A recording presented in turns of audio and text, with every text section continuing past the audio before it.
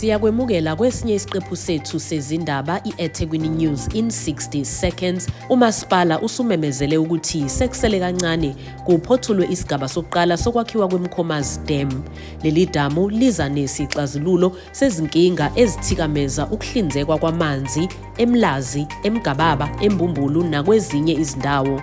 uMasipala waseThekwini usuvule ngokusemthethweni izikhungo zemisebenzi emolweni nakwaXimba ezizohlinzeka izakhamizi ngamathuba okuhlonyiswa ngezinhlelo zokuthuthukiswa kwamakhono ngezinsiza zezedijithali nangamathuba ezomnotho. uMasipala weTheku usukulungele ukwamukela abasubathi abangu-21,600 abazobamba iqhaza kwiComrades Marathon ka-99 nababukeli abalinganiselwa ku-65,000 okulindeleke ukuthi batheleke besuka kuzona zonke izinkalo zaseNingizimu Afrika nasemhlabeni jikelele.